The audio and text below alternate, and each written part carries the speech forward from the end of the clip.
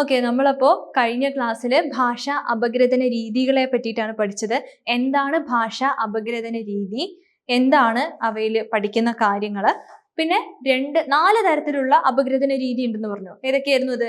ഏകകാലികം, ബഹുകാലികം, താരതമ്യാത്മകം, വ്യതിരേകാത്മകം. അതില് ഏകകാലികം പഠിച്ചു, ബഹുകാലികം പഠിച്ചു. ഇപ്പൊ നമ്മൾ പഠിക്കാൻ പോകുന്നത് താരതമ്യാത്മക രീതിയും അതുപോലെ തന്നെ വ്യതിരേകാത്മക രീതിയാണ് നമ്മളിവിടെ പഠിക്കാനായിട്ട് പോകുന്നത്. അപ്പൊ താരതമ്യാത്മക രീതി നമുക്ക് നോക്കാം. താരതമ്യം എന്ന് പറഞ്ഞാൽ തന്നെ മനസ്സിലാവും, താരതമ്യം ചെയ്യുന്നത് എന്തിനാ താരതമ്യം ചെയ്യുന്നതായിരിക്കും? 2 ഭാഷകളെയോ 2 കാലത്തെയോ എന്തിനായിരിക്കും താരതമ്യം ചെയ്യുന്നത് നമുക്ക് നോക്കാം. അപ്പൊ താരതമ്യാത്മകം എന്നുള്ള ഒരു പോർഷൻ നമുക്ക് പഠിക്കാം. ബഹുകാലിക പഠനത്തിന്റെ സമീപന രീതി തന്നെയാണ് ഇത്. അതായത് ബഹുകാലികം എന്ന് പറഞ്ഞാൽ നമ്മൾ പഠിച്ചു കഴിഞ്ഞു. ഒരു കാലഘട്ടമല്ല, പല കാലഘട്ടത്തിൽ ഒരു ഭാഷയ്ക്ക് ഉണ്ടാവുന്ന മാറ്റത്തെയാണ് ബഹുകാലികത്തിൽ പഠിക്കുന്നത്. അല്ലെങ്കിൽ പല കാലഘട്ടത്തിൽ ഒന്നിലധികം ഭാഷയ്ക്ക് ഉണ്ടാവുന്ന മാറ്റങ്ങളെയാണ് ബഹുകാലികത്തിൽ പഠിക്കുന്നത്. അത്തരത്തിൽ ബഹുകാലിക രീതി എന്താണോ മുന്നോട്ട് വെക്കുന്നത് അതേ കാര്യം തന്നെയാണ് താരതമ്യാത്മകത്തിലും പഠിക്കുന്നത്. അതായത് ബഹുകാലിക പഠനത്തിന്റെ അതേ രീതിയാണ് താരതമ്യാത്മകവും പിന്തുടരുന്നത്. പല കാലഘട്ടങ്ങളിൽ ഒരു ഭാഷയ്ക്ക് ഉണ്ടാകുന്ന അല്ലെങ്കിൽ ഒരു പർട്ടിക്കുലർ ഭാഷയ്ക്കോ അല്ലെങ്കിൽ ഭാഷാഗോത്രത്തിനോ ഉണ്ടാകുന്ന മാറ്റത്തെ പറ്റിയാണ് താരതമ്യാത്മകത്തിൽ പഠിക്കുന്നത്. വളരെ വിശദമായിട്ട് തന്നെ നമുക്ക് എന്ത് ചെയ്യാം? താരതമ്യാത്മകം പഠിക്കാം. നോക്കാം. ബഹുകാലിക പഠനത്തിന്റെ സമീപന രീതി തന്നെയാണ് താരതമ്യാത്മക രീതി സ്വീകരിച്ചിട്ടുള്ളത്. 2, ഒരു ഭാഷയുടെ പരിണാമ ചരിത്രം അന്വേഷിക്കുന്നതിന് പകരം ഒരു ഭാഷാഗോത്രത്തിന്റെ ചരിത്രമാണ് താരതമ്യാത്മക പഠനത്തിൽ പഠിക്കുന്നത്. നോക്ക്, ഇത് വളരെ ഇമ്പോർട്ടൻ്റ് ആയിട്ടുള്ള ഒരു പോയിന്റ് ആണ്. ഇതുവരെ നമ്മൾ പഠിച്ചിട്ടുണ്ടായിരുന്ന കാര്യം, ഒരു ഭാഷയ്ക്ക് ഒരു കാലത്തിൽ ഉണ്ടാകുന്ന വ്യത്യാസം അല്ലെങ്കിൽ ഒരു കാലത്ത് ഒരു ഭാഷയ്ക്ക് ഉണ്ടായിട്ടുള്ള അതിന്റെ സവിശേഷതകളാണ് ഏകകാലികത്തിൽ പഠിച്ചത്. ഒരു ഭാഷയ്ക്ക് പല കാലങ്ങളിൽ ഉണ്ടാകുന്ന വ്യത്യാസമാണ് ബഹുകാലികത്തിൽ പഠിച്ചത്. പക്ഷെ ഇവിടെ പഠിക്കുന്നത് എന്താണ്? ഒരു ഭാഷാ ഗോത്രത്തിന്റെ അല്ലെങ്കിൽ ഒരു ഭാഷാ കുടുംബത്തിന്റെ സ്വഭാവത്തെ പറ്റിയിട്ടാണ് പഠിക്കുന്നത്. അതായത് ഒരു ഭാഷയുടെ പരിണാമ ചരിത്രമല്ല, മറിച്ച് ഒരു വലിയ ഭാഷാ കുടുംബത്തിന്റെ കാര്യത്തെയാണ്, വിശാലമായിട്ടാണ് പഠിക്കുന്നത്. അപ്പോ ഭാഷാഗോത്രം അല്ലെങ്കിൽ ഭാഷാ കുടുംബം എന്താണെന്നുള്ളത് നമ്മൾ മുൻപ് പഠിച്ചു കഴിഞ്ഞതാണ്. എന്നാലും നമുക്കതൊന്ന് റീകളക്ട് ചെയ്ത് ഓർത്തെടുത്ത് നമുക്ക് നോക്കാം. ഒരു മൂലഭാഷയിൽ നിന്ന് പിരിഞ്ഞു വന്ന് സ്വതന്ത്രമായി മാറിയിട്ടുള്ള ഭാഷകളെ, അവയുടെ ബന്ധത്തെയാണ് ഭാഷാ കുടുംബത്തിൽ പഠിക്കുന്നത്. അതായത് പണ്ട് എല്ലാവരും അല്ലെങ്കിൽ ഭൂരിപക്ഷം ആൾക്കാർ സംസാരിച്ചിട്ടുണ്ടാവുക ഒരു ഭാഷയായിരിക്കും. പിന്നീട് ഒരു ബെറ്റർ ജീവിത സാഹചര്യം നോക്കി പോവുക, അല്ലെങ്കിൽ കുടിയേറ്റം നടത്തുക, ഇങ്ങനെയുള്ള കാരണങ്ങൾ കൊണ്ടും കാലാവസ്ഥ പ്രശ്നങ്ങൾ കൊണ്ടും പല ജനത പല ഇടങ്ങളിലായിട്ട് ചിതറിപ്പോവുകയാണ് ഉണ്ടായിട്ടുള്ളത്. അങ്ങനെ പല ജനത പല ഇടത്തിലേക്ക് ചിതറിപ്പോയാലും അവരുടെയൊക്കെ പൂർവികന്മാര് സംസാരിച്ചിരുന്നത് ഒരു ഭാഷ തന്നെയാണ്. അതായത് എല്ലാത്തിൻ്റെയും തായ്വേര് ഒന്ന് തന്നെയാണ്, തായ്തടി ഒന്ന് തന്നെയാണ്. അപ്പോൾ ഒരു കോമൺ ഭാഷയിൽ നിന്ന്, ഒരു സാധാരണ അല്ലെങ്കിൽ എല്ലാവരും സംസാരിച്ചിരുന്ന ഒരു ഭാഷയിൽ നിന്ന് കുറേ കാലങ്ങൾ കഴിയുമ്പോഴേക്കും ഓരോരോ ജനവിഭാഗം പിരിഞ്ഞു പോവുകയും അവർ ഓരോരോ സ്ഥലത്തെത്തുകയും മുൻപ് അവരുടെ പൂർവികന്മാർ സംസാരിച്ചിരുന്ന ഭാഷയെ വ്യത്യസ്തമായി ഉപയോഗിച്ചുകൊണ്ട് അല്ലെങ്കിൽ വ്യത്യസ്തമായി അവ പ്രയോഗിച്ചുകൊണ്ട് മറ്റു പുതിയ ഭാഷകൾക്ക് രൂപം കൊടുക്കുകയും ചെയ്തിട്ടുണ്ടാകാം. ഇത്തരത്തിലുള്ള ഭാഷകളെയാണ് ഈ പറയുന്ന അംഗഭാഷകൾ അല്ലെങ്കിൽ സ്വതന്ത്ര ഭാഷകൾ എന്ന് പറയുന്നത്. കുറച്ചുകൂടെ വ്യക്തമാക്കാനായിട്ട് നമുക്ക് പറയാം, ഇതിപ്പോ എ എന്നുള്ള ഒരു ഭാഷയാണെന്ന് ഇരിക്കട്ടെ. ഈ ഒരു മരമാണ്, എ എന്നാണ് ഈ മരത്തിന്റെ പേര്. കുറേ കാലം കഴിയുമ്പോഴേക്കും എന്ത് ചെയ്യാണ്? ഇതിന് കുറേ ബ്രാഞ്ചസുകൾ വരികയാണ്. കുറേ ബ്രാഞ്ചുകൾ എന്ത് ചെയ്യണം? കുറേ ശാഖകൾ അല്ലെങ്കിൽ കുറേ വേരുകളും ഒക്കെ വരികയാണ്. പക്ഷെ ഈ ശാഖകളാണെങ്കിലും ഈ വേരുകളാണെങ്കിലും ഒക്കെ എന്താണ്? എന്നുള്ള മരത്തിന്റെ ഭാഗം തന്നെയല്ലേ? അത്തരത്തിൽ ഒരു കോമൺ ആയിട്ടുള്ള ഭാഷയിൽ നിന്ന് അല്ലെങ്കിൽ ഒരു മൂലഭാഷയിൽ നിന്ന്, നിങ്ങൾക്ക് കോമൺ എന്നെല്ലാം പറയുന്നതിനേക്കാളേറെ നിങ്ങൾ ആ ഒരു സംജ്ഞ തന്നെ അങ്ങനെ പഠിച്ചു വെക്കുക. ഒരു മൂലഭാഷയിൽ നിന്ന്, ഒരു സ്ഥിരമായ ഒരു മൂലഭാഷയിൽ നിന്ന് പല കാലങ്ങളിലായി പല ഭാഷകൾ വേർപെട്ടു പോകുന്നു. എന്നിട്ട് ഈ വേർപെട്ടു പോകുന്ന ഭാഷകള് സ്വതന്ത്ര ഭാഷയായി നിലയുറപ്പിക്കുന്നു. അപ്പോൾ മൂലഭാഷയും മറ്റ് സ്വതന്ത്ര ഭാഷകള് തമ്മിലുള്ള ആ ഒരു കൂട്ടത്തെ പഠിക്കുന്ന, അല്ലെങ്കിൽ ആ ഭാഷകളുടെ ജൈവിക ബന്ധത്തെ, ഉൽപ്പത്തി ബന്ധത്തെ പറ്റി പഠിക്കുന്ന പഠനമാണ് ഭാഷാഗോത്രം മുന്നോട്ട് വെക്കുന്നത്. അത്തരത്തിൽ ഒരു മൂലഭാഷയിൽ നിന്ന് കാലങ്ങളായി പിരിഞ്ഞു വന്ന സ്വതന്ത്ര ഭാഷകളുടെ കൂട്ടത്തെയാണ് ഭാഷാഗോത്രം അഥവാ ഭാഷാ കുടുംബം എന്നതുകൊണ്ട് സൂചിപ്പിക്കുന്നത്. ഓക്കെ, അപ്പോ ഈ ഭാഷാഗോത്രത്തെ അല്ലെങ്കിൽ ഈ ഭാഷാ കുടുംബത്തെയാണ് എവിടെ പഠിക്കുന്നത്?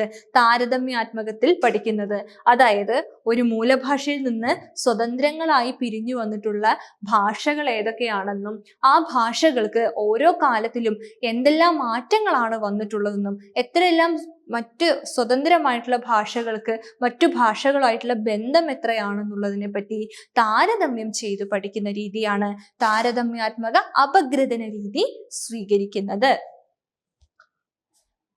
നമുക്കപ്പോ അടുത്ത സ്ലൈഡിൽ പോകുമ്പോൾ ഉദാഹരണ സഹിതം നമുക്ക് എന്ത് ചെയ്യാം, പഠിക്കാം. ഒന്നാമത്തെ പോയിന്റ് നോക്കാം. ഏതെല്ലാം ഭാഷകളെയാണ് ഒരു ഭാഷാഗോത്രമായി പരിഗണിക്കേണ്ടത് എന്നൊരു ചോദ്യം എന്തിൽ വരുന്നുണ്ട്? ഈ വരുന്ന താരതമ്യാത്മക രീതിയിൽ വരുന്നുണ്ട്. അതോടൊപ്പം തന്നെ ഒരു ഭാഷാഗോത്രത്തിന്റെ സാമാന്യ സ്വഭാവം എന്ത്, മൂലഭാഷയുടെ സ്വഭാവം എന്ത്, അംഗഭാഷകൾ ഏതെല്ലാം. എന്താണ് ഈ അംഗഭാഷകൾ എന്ന് ഉദ്ദേശിക്കുന്നത്? മൂലഭാഷയിൽ നിന്ന് കുറെ കാലങ്ങൾ കഴിയുന്തോറും പിരിഞ്ഞു വരുന്ന ഭാഷകളില്ലേ, അവയാണ് അംഗഭാഷകൾ എന്ന് പറയുന്നത്. അപ്പോ അംഗഭാഷകൾ ഏതൊക്കെയാണ്? അപ്പൊ നമ്മള് മലയാളത്തില് പഠിക്കുന്ന ഒരു ഇതാണ് ഭാഷാപരിണാമവാദമാണ് സ്വതന്ത്രവാദം എന്ന് പറയുന്നത്. സ്വതന്ത്രവാദം അല്ലെങ്കിൽ പൂർവ്വ ദ്രാവിഡത്തിൽ നിന്ന് പിരിഞ്ഞു വന്നത് എന്നൊക്കെ പഠിക്കുന്നില്ലേ, അതാണ്. ഇത് രണ്ടും പറയുന്ന ഒറ്റ കാര്യമാണ്. തമിഴിന് പഴയ നമ്മളുടെ പറയുന്ന മലയാളത്തിനും തമിഴിനും കന്നഡത്തിനും ഒക്കെ കോമൺ ആയിട്ടുള്ള ഒരു പഴയ തമിഴ് ഉണ്ടായിരുന്നു. ആ പഴയ തമിഴിൽ നിന്ന് ആദ്യം തുളു വിട്ടുവന്നു. ഞാൻ ഈ കറക്റ്റ് ഓർഡറിലല്ല പറയുന്നത്. പിന്നെ കന്നഡം വിട്ടുവന്നു, പിന്നീട് ആധുനിക തമിഴ് വിട്ടുവന്നു, ശേഷം ആധുനിക മലയാളം രൂപപ്പെട്ടു വന്നു എന്നൊക്കെയാണ് എന്ത് ചെയ്യുന്നത് ഈ സ്വതന്ത്രവാദത്തിൽ അവർ പറയുന്നത്. അപ്പോ അതേ സ്വതന്ത്രവാദത്തെ തന്നെയാണ് ഇവിടെയും പിന്താങ്ങുന്നത്. ഒരു മൂലഭാഷയിൽ നിന്ന് പല കാലങ്ങളായിട്ട് വേർപെട്ടു വന്നിട്ടുള്ള ഭാഷകളെയാണ് അംഗഭാഷകൾ എന്ന് പറയുന്നത്. അപ്പോ മൂലഭാഷയും അംഗഭാഷയും തമ്മിലുള്ള ബന്ധം എന്ത് കാരണം കൊണ്ടായിരിക്കും ഇവ വിട്ടു വന്നിട്ടുണ്ടാവുക? മൂലഭാഷയിൽ നിന്ന് എന്തെല്ലാം വ്യത്യസ്തതകളാണ് അംഗഭാഷകൾ സ്വീകരിക്കുന്നത് എന്ന ചോദ്യങ്ങളും എന്ന രീതിയിലുള്ള ചോദ്യങ്ങൾക്കുള്ള ഉത്തരങ്ങളും കണ്ടെത്താനാണ് താരതമ്യാത്മകമായിട്ടുള്ള അപഗ്രഥന രീതി ഈ ഭാഷാശാസ്ത്രജ്ഞർ മുന്നോട്ട് വെക്കുന്നത്.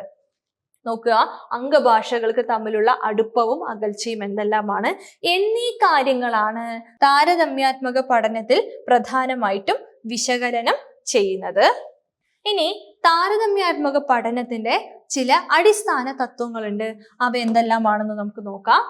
തിരഞ്ഞെടുക്കുന്ന ഭാഷാരൂപങ്ങൾ പ്രാദേശികമായിരിക്കണം.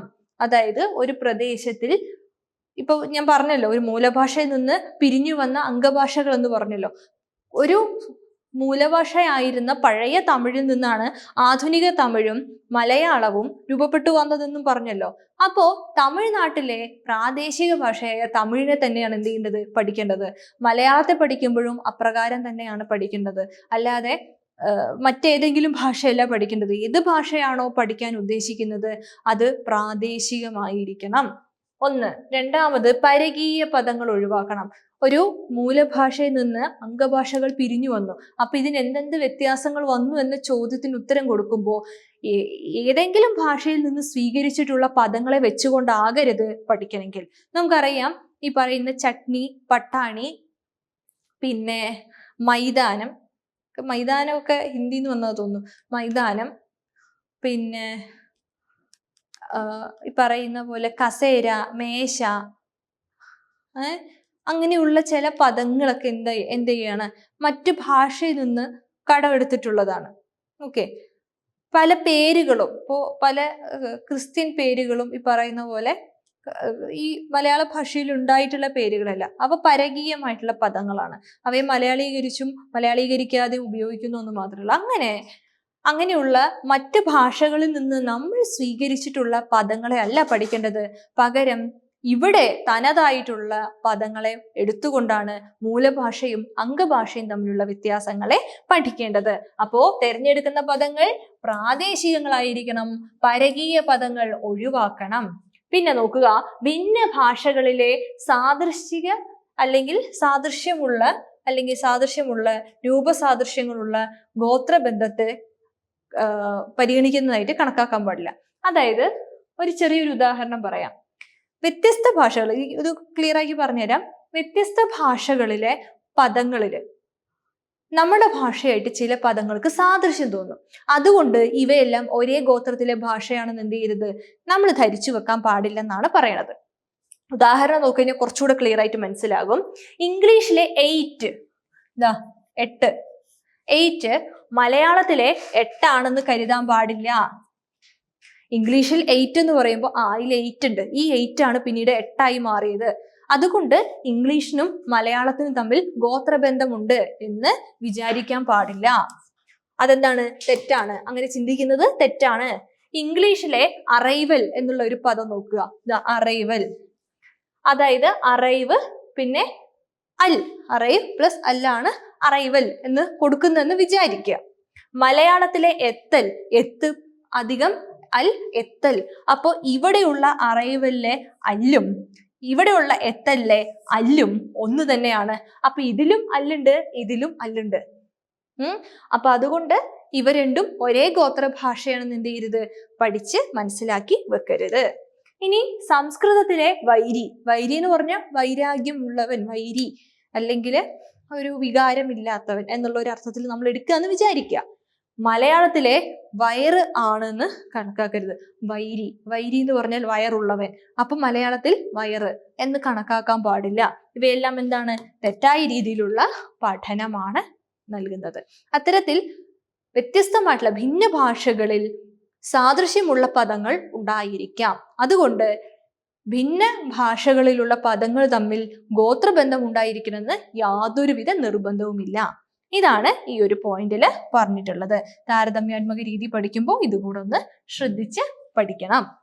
ഓക്കെ, നമ്മൾ ഇനി അടുത്തത് നോക്കുക, വ്യതിരേകാത്മകം. അപ്പൊ താരതമ്യ രീതി മനസ്സിലായി എന്ന് വിചാരിക്കുന്നു. ഇനി അതുപോലെ തന്നെ കുറച്ച് വ്യത്യസ്തമായിട്ടുള്ള ഒരു അപഗ്രഥന രീതിയാണ് വ്യതിരേകാത്മകം എന്ന് പറയുന്നത്. നിങ്ങൾ വിവർത്തനത്തെ ഓർത്തു കഴിഞ്ഞാൽ വ്യതിരേകാത്മകം പഠിക്കാൻ വളരെ എളുപ്പമാണ്. രണ്ട് ഭാഷകളിലെ വ്യാകരണ വ്യവസ്ഥയിലെ സാദൃശ്യങ്ങളും വൈസാദൃശ്യങ്ങളും വ്യക്തമാക്കുന്ന പഠന രീതിയാണ് വ്യതിരേകാത്മകം എന്ന് പറയുന്നത്. എന്താ അത്?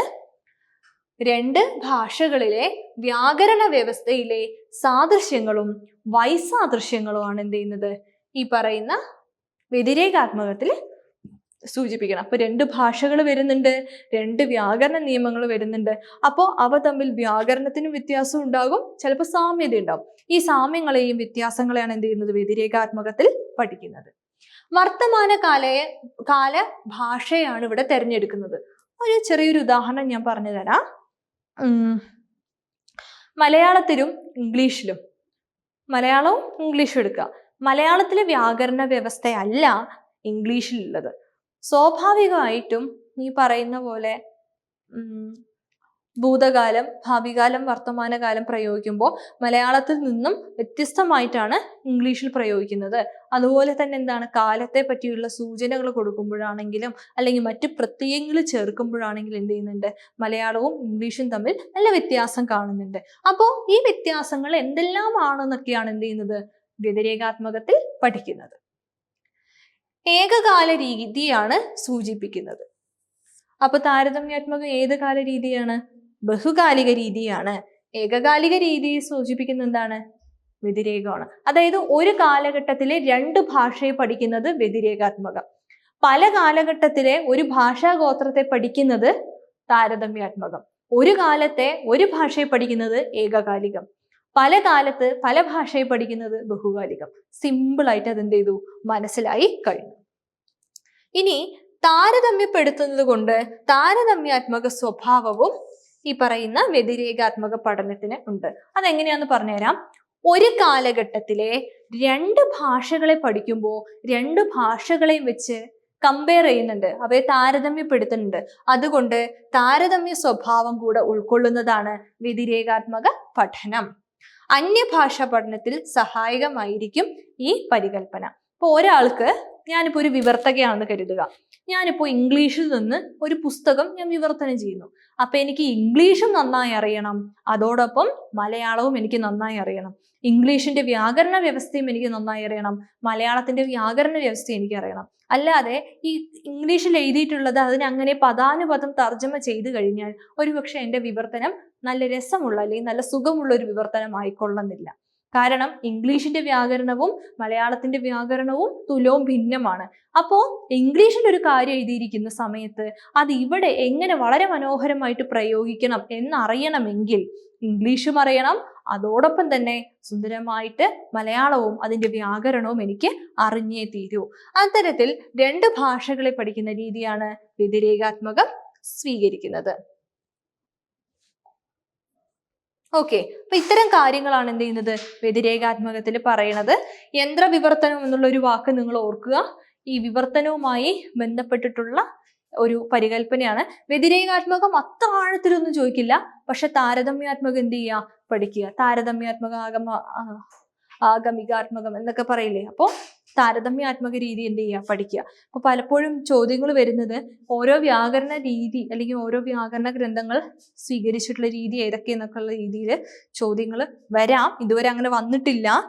നമ്മൾ ഇത് പഠിക്കുമ്പോൾ നമ്മളൊരു ചോദ്യത്തെ കൂടി എന്ത് ചെയ്യുക, ഒന്ന് മനസ്സിൽ കണ്ടുകൊണ്ട് പഠിക്കാനായിട്ട് നോക്കുക. അതുപോലെ തന്നെ ചുവടെ നൽകിയിരിക്കുന്നവയിൽ നിന്നും വ്യതിരേകാത്മക രീതിയുടെ ശരിയായ പ്രസ്താവനകൾ തിരഞ്ഞെടുക്കാൻ പറയും. അതുപോലെ തന്നെ താരതമ്യാത്മകവും ശരിയായ പ്രസ്താവനകൾ നമ്മളോട് തിരഞ്ഞെടുക്കാനുള്ള ചോദ്യങ്ങൾ നമുക്ക് പ്രതീക്ഷിക്കാം. അപ്പോൾ ഇത്രയേ ഉള്ളൂ നമ്മുടെ ഇന്നത്തെ ക്ലാസ്. ഇതുവരെ എടുത്തിട്ടുള്ള കാര്യങ്ങൾ മനസ്സിലായി എന്നുള്ള ഒരു വിശ്വാസത്തോടു കൂടി ഈ ക്ലാസ് അവസാനിപ്പിക്കുന്നു. എല്ലാവർക്കും നന്ദി, നമസ്കാരം.